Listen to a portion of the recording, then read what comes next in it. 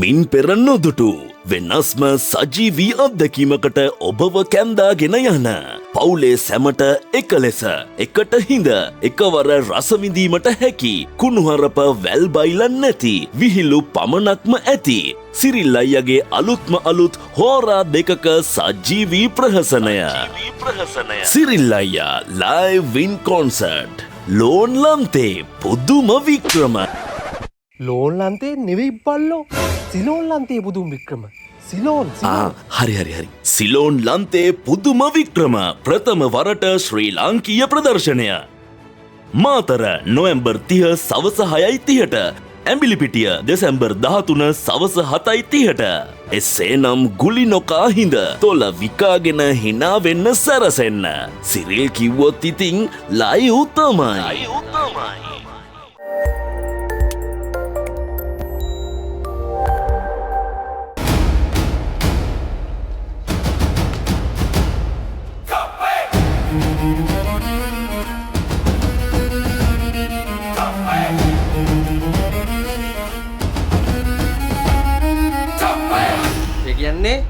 ඒ කියන්නේ උඹලට ඊයේ ගියපු වැඩෙත් හරියට කරගන්න බැරි වුණා. ඔව් අයියේ ඒක කරගන්න බැරි වුණා. ඒ කියන්නේ ඌ කප්පන් දෙන්න බෑ කිව්වද? නෑ අයියේ. එහෙනම් ඌ උඹලා දැකලා හැංගුණාද? නෑ අයියේ. එහෙනම් මේ ඌ පොලිසියට කියනවා කිව්වද? අපෝ නෑ අයියේ. එහෙනම් ඌ සල්ලි නෑ කිව්වද? පිස්සුද අයියේ? එහෙම කිව්වේ නෑ. එහෙනම් මොකක්ද උනේ? ඇත්තටම අපිට ඊයේ යන්න බැරි වුණා අයියේ. ඒකයි උනේ.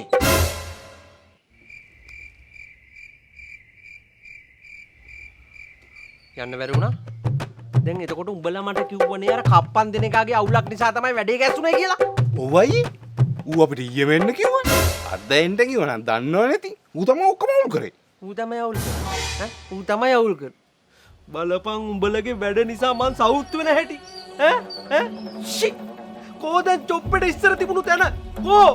කෝ ඒ තැන? ඉතින් මෙතනනේ අයියා අපිට ඉස්සර ඉඳලා තිබිච්ච තැන. ඔයා නිකන් අමතක වෙලා වගේ කතා කරන්නේ. ඒකනේ මේකනේ අපේ ඉස්සර ඉඳලා තැන. මේ මොකක්ද තැන නෙවෙයි තා. අනේ නිකන් මගෙන් මුකුත් අහගන්න නැතුව හිටපල්ලා. නේ මොකද මම මේ මෙයාට උදේ පාන්දර මෙච්චර මල පැනලා කෑ ගහන්නේ? ඒ මෙයාගේ ක්‍රෂ් එකට කවුද ටෝක් කරනවා කියලා මෙයා දැනගෙන. කවුද අර ටික්ටොක් කරන රතු හෙට්ටකාරීද? කට යමුනොත් ඉවරයි. මේ මොකක්ද දැන් උඹලා උතන කුටු ගන්නේ? නෑ නෑ කුටු ගෑව නෙමෙයි. මං හිතන්නේ එයාලා මොන හරි කතා කරා චොප්පේ අයියේ. නෑ මම නිකන් කිව්වේ. හරි දැන් අපි කෙලින්ම කාරණාවට එමුකෝ. උඹලා දන්නවනේ මගේ ක්‍රෂ් එක. බ්‍රෂ් එක? අපි කොහොමද අයියේ ඒක දන්නේ? අපි අයියලා ගෙදර ඉන්නේ. අනිත් එක මේ මට මගේ බ්‍රෂ් එකවත් මතක නෑ. අයියා මේ මොනව අහනවද මන් දන්නේ. බ්‍රෂ් එක නෙමෙයි බල්ලෝ ක්‍රෂ් එක. අර මගේ කාලෙකට පස්සේ හිත ගියපු මේ ටික්ටොක් කරන රතු හෙට්ටකාරී. මේ ක්‍රෂ් එක. නේම සිංහලෙන් කියන්න බෑ තේරෙන්න. එයාට ගේ පැණි හලන්න අරන්. අයියෝ! අපේ චොප්පේ අයියගේ කෙල්ලට පැණි හරන්න තරම් කාටද හයියා? මෙතන විනාශයක් වෙන්නයි යන්නේ. අනේ මෙන්න මෙහෙම මගෙන් කුටි කන්න තු පාඩි වියන්. නිකන් මෙතන ඕවර් ඇක්ටින් දාන්න නැතුව. අයියේ මං හොඳටම බය වුණා. ඊයේ ගිහපු වැඩක් කළා නෑ මෙතන විනාශයක් වෙන්නේ. මම කිරෙද්ද. මෙහෙමයි. මේක ජෝක් එකක් නෙවෙයි. මට ඌට මොන හරි කරන්න ඕන. මරමු. මන්නම් කියන්නේ අයියා කෙල්ල ඉස්සරහම මරමු. උට කෙල්ල ඉස්සරහම තියලා දාන්න අයියා. ගනින් ඕක ගනින් බූරුවා. ඕක ගනින් පල්ලෙහාට ගනින්. ඔක වෙඩි තියන එක. අනිත් එක එහෙම කරා කියලා කෙල්ල මට කවදාවත් කැමති වෙයිද? යකෝ ඒකේ හිතන් ඉන්නේ මං අහිංසක පෝස්ට් පැටියෙක් කියලා. මේ කල්ලගේ පැණි හිනා දෙන්න තියෙන හක්කෙන් ඒ පැණි ටික බේරෙන්න.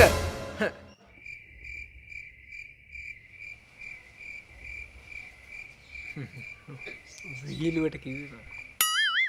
මේ වැඩේ අපි හරි පරිස්සමට දෙන්න ඕන. කෙල්ල කොහොමත් දැනගන්න හොඳ නෑ අරුට ගේම දෙන්න හදන්නේ අපි කියලා. අනිත් එක අපි මොන වගේ වැඩ කරන්න ආයේද? අපි මිනිමරුවෝද? කප්පන්කාරයෝද? ඒ මොනවත් කෙල්ල දැනගන්න හොඳ නෑ. මේ වැඩේ අපි ඉතාම පරිස්සමින් රහසින් දෙන්න ඕන ගේම. මේ අයියේ ඔය කෙල්ල දැන් දන්නවද අයියා යාට ක්‍රෂ් කියලා?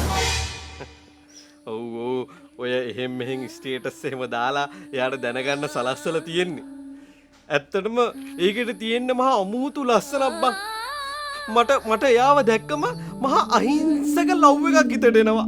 රතු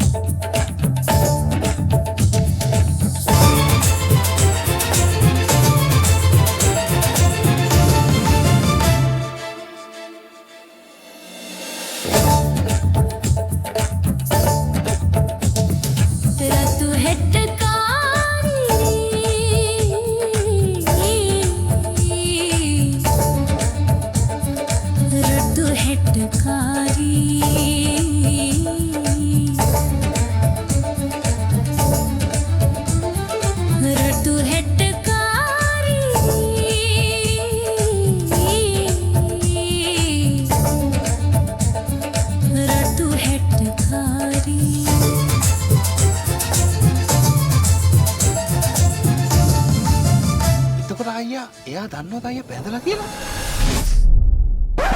මෙච්චර රොමෑන්ටික් සීන් එක අයියා ඉද්දි ආතල් කඩන්න එපා බං.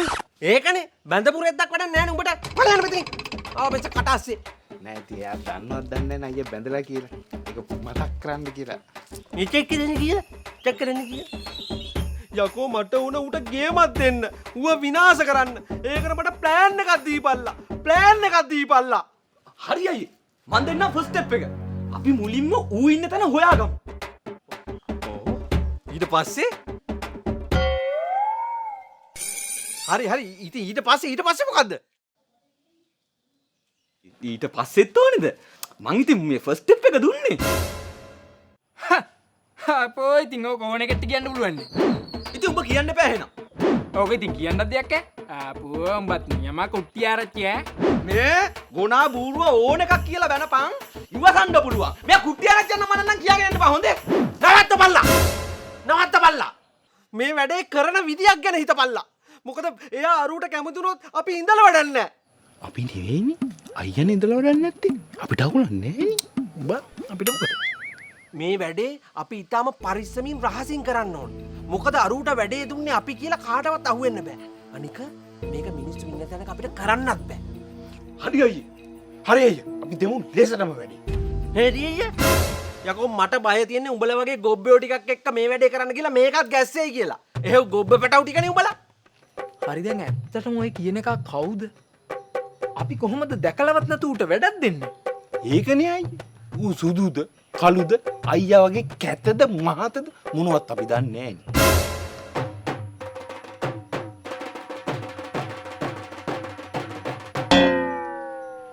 නෑ. මම නිකන් උදාහරණයක් කිව්වේ. හරි. කොට මෙහෙට වරෙල්ලකෝ. මෙහෙට වරෙල්ල. මම දැන් උඹලව ඌ ඉන්න තැනකට එක්ක යන්න. හැබැයි ඌ අපේ හතුර වුණාට මිනිස්සු ඉන්න තැනක ඌට මොනවත් කරන්න උඹලා මෝඩ වෙන්න එපා. හරිනේ? හරි අයියේ.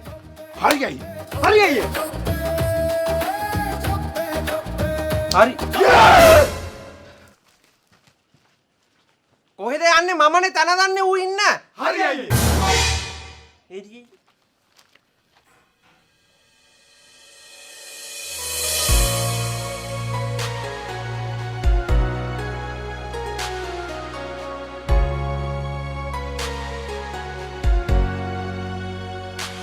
හතර කේන්දරේ පාලුයි කියලා නුඹ ළඟදී දැනුනේ නෑ මට නම් පාලු ග්‍රහයෝ නැතුවාලු නුඹගේ නිසි පරිදි මට නම් නෑ ඔබේ අඩුපාලු පින්පෙත් පුරනා සදනා ලෝකයක් දැක්කා නොමගේ දැසේමා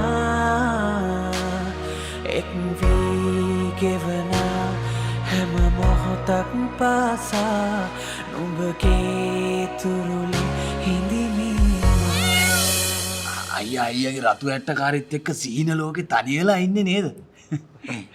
ඔව් ඉතින් දන්නේ නැද්ද ඔය පොඩ්ඩ මේ දැන් එතකොට මේ අරු නැද්ද බෙන්දන?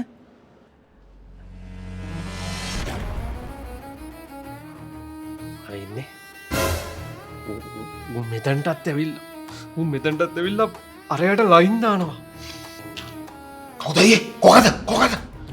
කෑ ගහන්න එපා බල්ලෝ. කොයි වෙලාවකවත් අරය දැනගන්න හොඳ නෑ අපි අරුව බලන්න ආවා කියලා.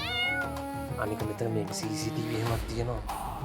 දැන් අරුන්ගෙන් කවුද හරියටම ඩයල් එක? අර අතන ඩෙනිමක් අඳන් ඉන්නේ. ඌ තමයි මගේ පරම හතුරා.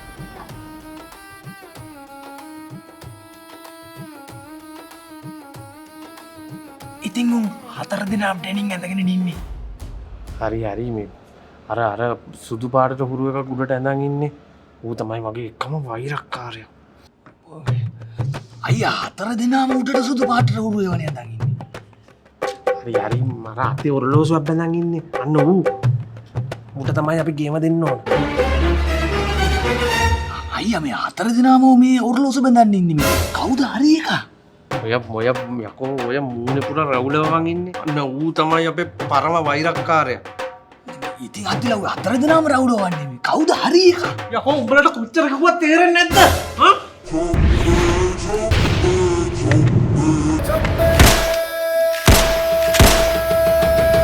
ඔන්න ඉතුරු වෙලා ඉන්න එක. ඌ තමයි මගේ පරම හතුරා. ඌට තමයි අපි රහසින් ගේම දෙන්න ඕන.